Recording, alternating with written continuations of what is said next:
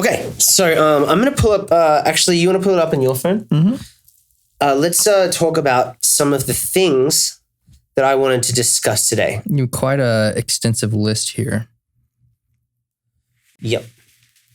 I'm an extensive man. In every sense of the word. Yep. So, I can already talk about one. All right. Oh boy. Okay, I got the list here. Today, I was walking outside my apartment to get some food. Yeah. And outside was a market. They do it every week. Yep. And to be honest, like a veggie it's like fruit. it's a bullshit market. It's like there was like the one they sell crystals there. Like energy crystals. Well, I mean, crystals improve your life in every way. He's just lying. by having them around. Yeah. But can I get to the point? Yeah.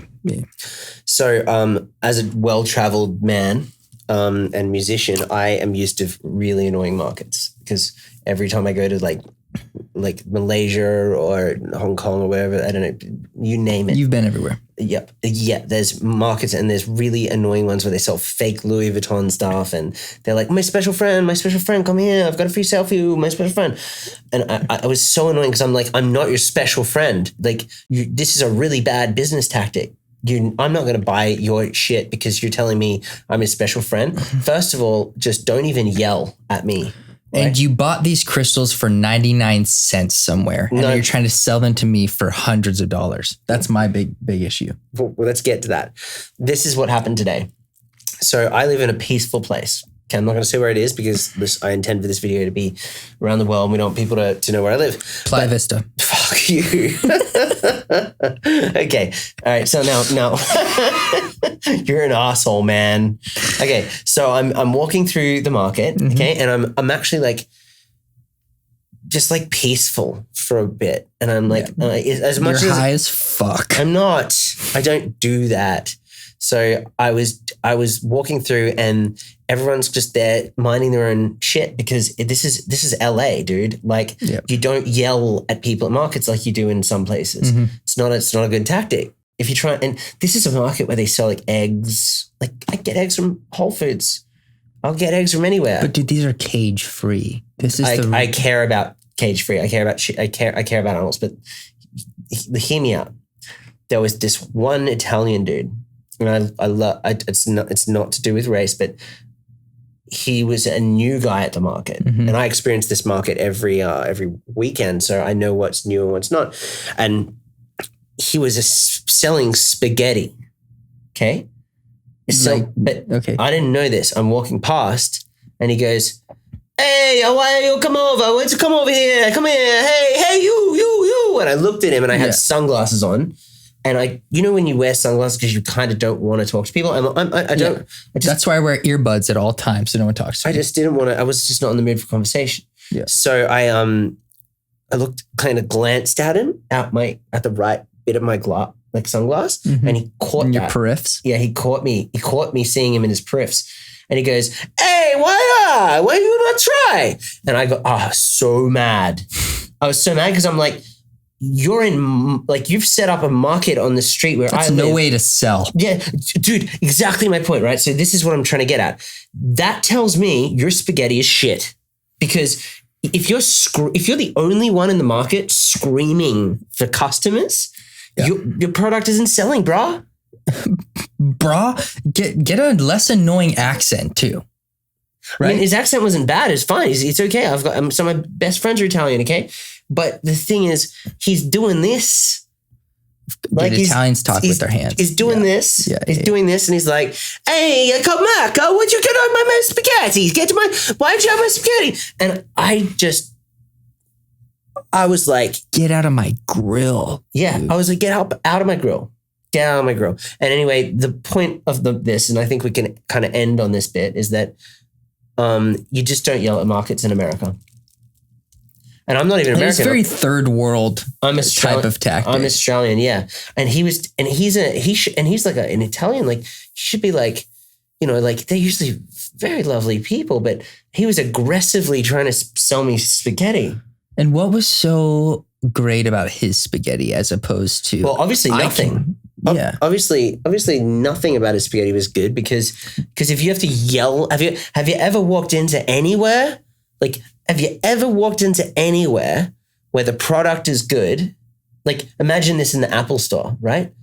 Hey, buy the iPhone. Come on, man. Buy the iPhone. That's a good point. It. You know, like, that's a really good point. Okay, think about what's another Gucci or Tiffany. You're looking for an engagement ring. Okay, they're about to drop fucking 40 grand. Okay, here we go. You walk in. Hey, come on, buy the ring, man. Buy the ring. Doesn't happen. Yeah. That means what you're selling me is shit. Yep. Yeah. If your product is really good, you don't need to scream at people on the street to buy it. That happened to me today, but I zenned out after that. What I did. Did you try the spaghetti? No, do you know what I did? I walked over to the park and I'm very strong, right? You are one of the strongest humans I've ever met in terms of sheer brutes. I mean, muscular strength. Mental strength. Oh. I sat down in the park and I meditated for hours. And I mentally pictured that man not existing ever. And I was able to erase him from my mind, except I'm talking about him now, but really I'm just talking about a ghost of him that will never appear at this market again. So that's how big of an effect he had. I'll just be honest, I burnt down his spaghetti stand. So in your mind, al dente. Is that fire in Italian? It was, yeah. I So you hated this guy for screaming at you so much that you wish he was dead. You were taking this too far? No, that's what you said. No, I didn't say he died in the fire.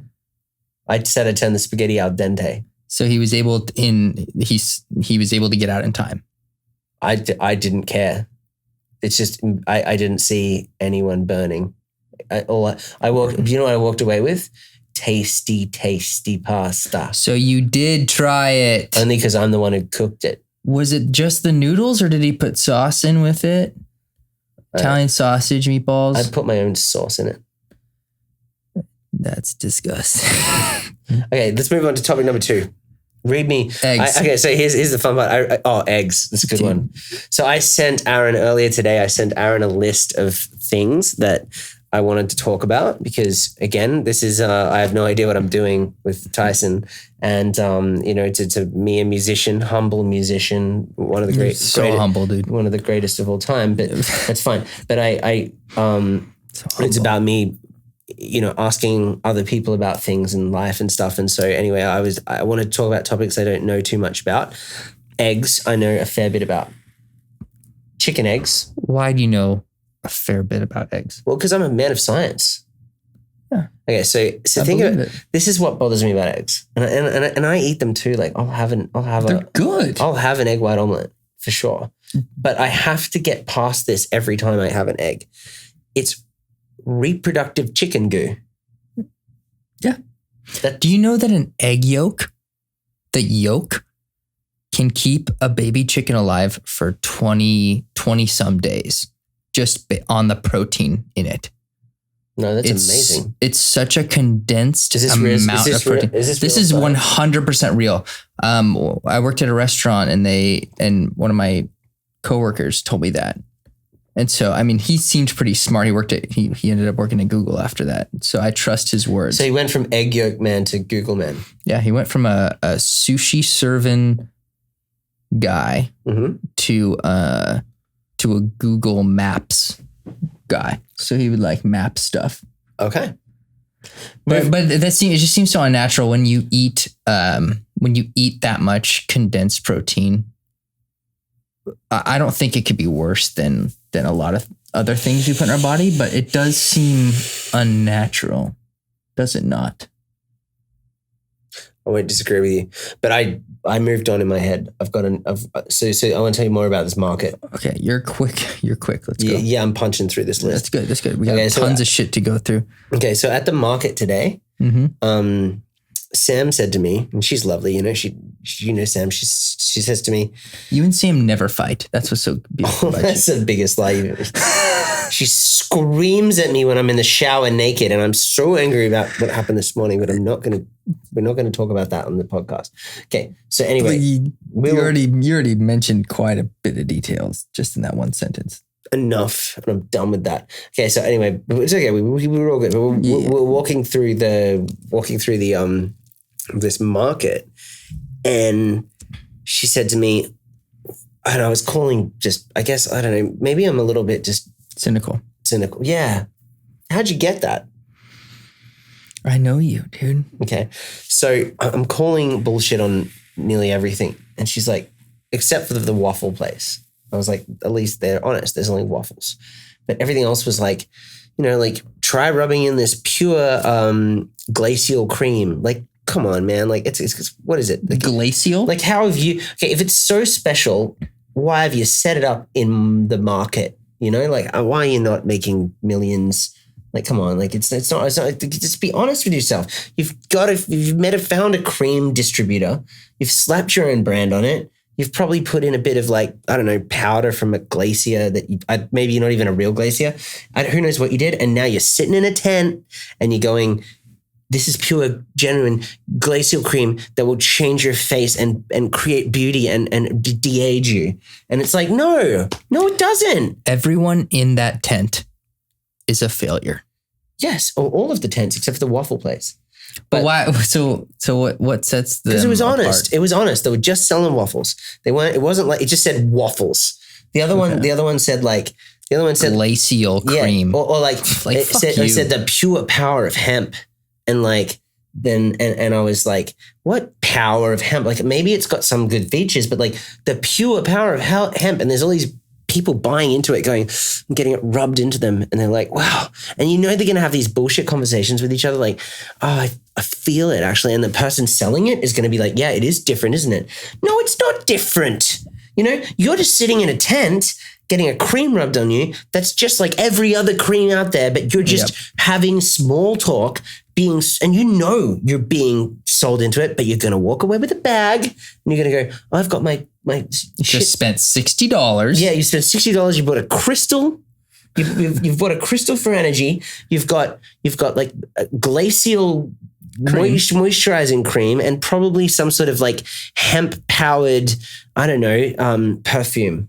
And because it manifests beautiful auras, and you've left this bullshit market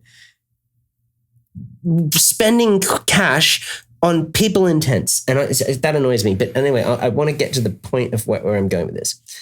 So glacial cream. So Sam goes to me, what would it take? But I excused the waffle joint. The waffle joint, it just said waffles. So I know what I'm genuine. It's just waffles. Cool. Thank you. $6. I'll take my expensive waffle. Yeah. I mean, that's not that bad. Yeah. For a waffle, yeah. I posted $60 for a crystal and some glacial cream. Yeah. By the way, which glacier? Like, is this like... It doesn't even matter.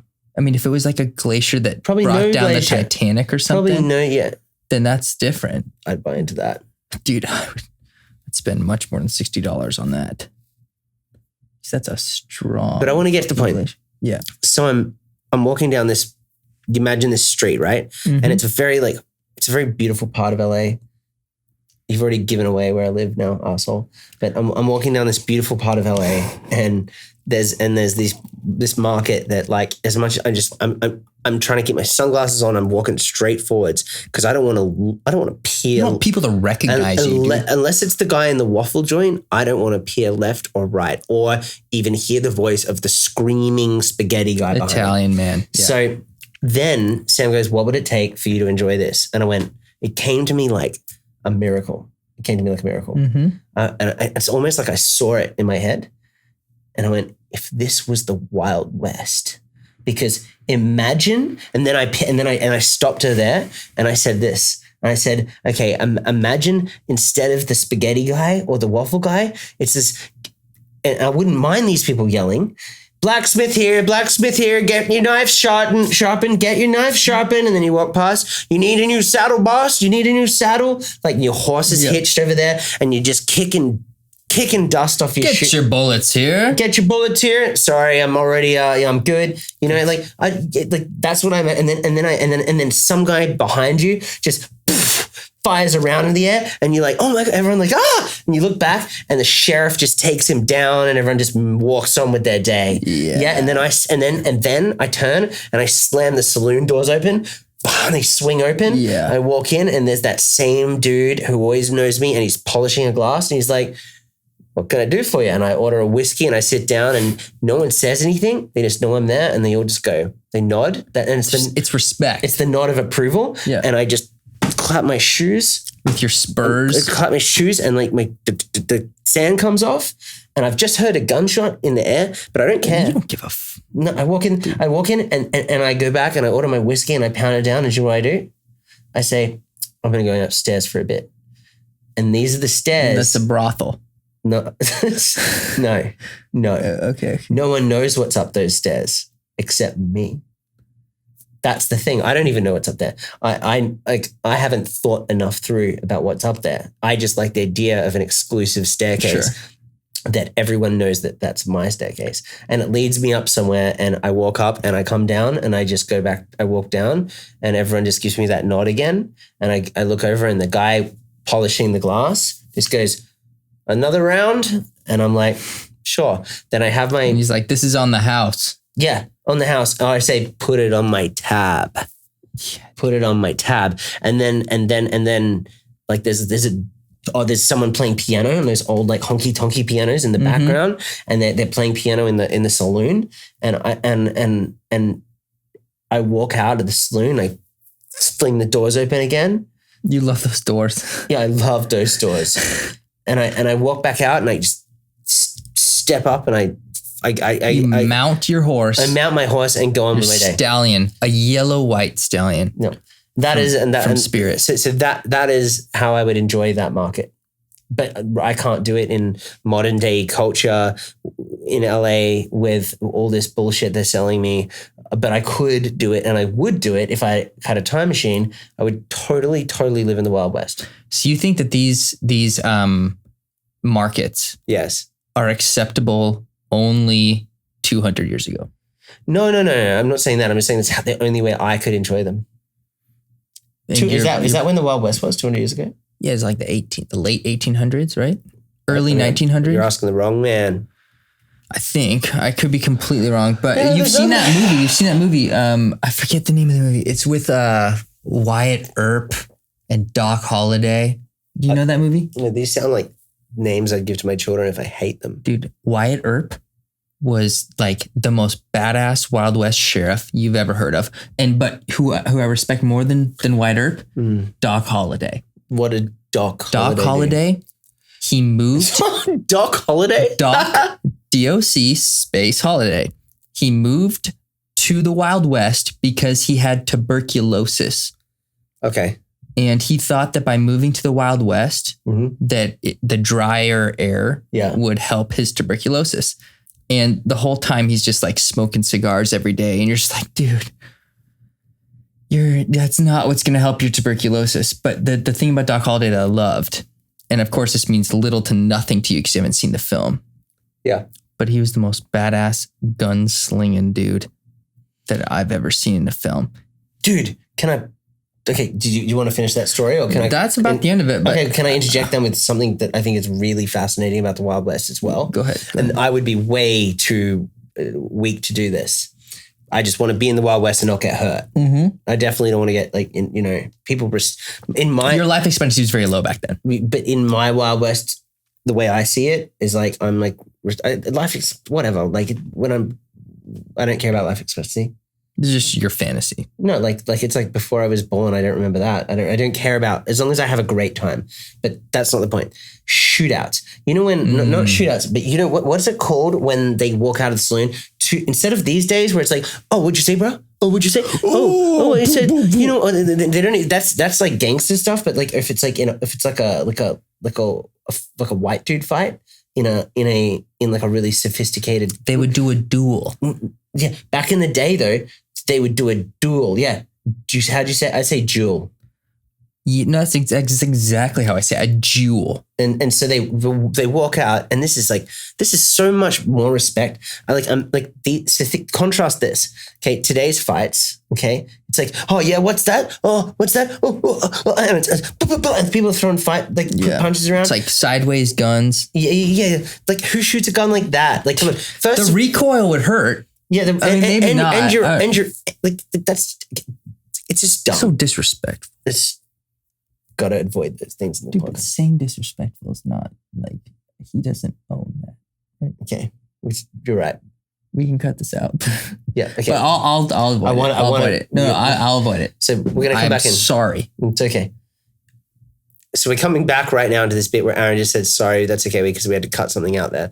But a duel. We're talking about duels now, where these days, like if you see a fight, even in a movie, it's still lame. Like, oh, what'd you say? What'd you say? What'd you say? And they're like holding a gun like that.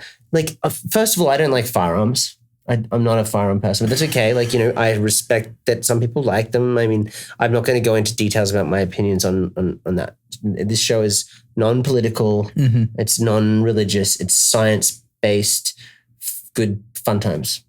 But duels, I picture in the Wild West days, that's how like the real men did it. They walk out of the bar and they're like, you want to take this outside? Sure. And then they go into the street and they step away a few steps. I don't know how it worked. How did duels work? They walk away. And you walk up to each other. I think you might either shake hands or do something close, but then you both turn back to each other. Someone's gonna die. Yeah. Like, you know what I mean? Someone like you've had a disagreement this bad in a bar. Imagine what you could possibly disagree about so much. I feel like death back then was just not something people actually like gave a lot of thought about. It was like, oh yeah, I mean, if everyone, like I've seen so many of my friends die every day. You go learn a day.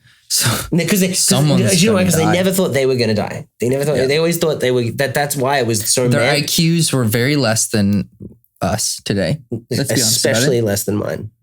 Oh, way less than mine. Especially less mine. I mean, considering how much less yours is than mine, like theirs would be so much less. Oh, okay. But get this. So they go out, then they shake hands or whatever they do. They shake hands, then. Or maybe they kiss and make out. Definitely not. No. Then they turn around and they walk away from each other, and then on a countdown they go. Whoosh, they turn around and it's the fastest shooter, and someone's gonna die, man. Yeah. Or maybe they weren't. We get seriously mimed. Were the guns weaker then? I mean, weaker than today's guns. Yeah. What started a duel? Like, what would be the record? Like, what would be a good reason for a duel? Well, from the movie I watched, and this is the only evidence I have, is that they would like if someone like they play poker or they'd gamble together. Yeah. And at the end of the gambling, someone couldn't afford it. They put their watch there. They're like, and then they get their watch. Mine's a Nixon with Mickey Mouse hands on it, but imagine it's gold. It's a gold watch, and they put it down, and the other guy is just like, "Nuh-uh." Is that what it is? Yeah, that or like my girl over girls and stuff. And they're willing to die for it. Yeah, so because dumb. Their IQs were so low. But that Doc Holliday guy I mentioned, he was he's a real guy. This isn't like bullshit. He was a real guy. Yeah. And he was famous for being the fastest gunslinger in the Wild West. Okay. And so when you say like, yeah, your backs are to each other and all of a sudden you turn and fire, I just like, I can't imagine how intense that would be. Just to know in split seconds. Do you think in duels, like back then, they were scared? Or do you think that they were that tough? They're just like that tough? Because I mean... I don't think they were afraid to die. No? No.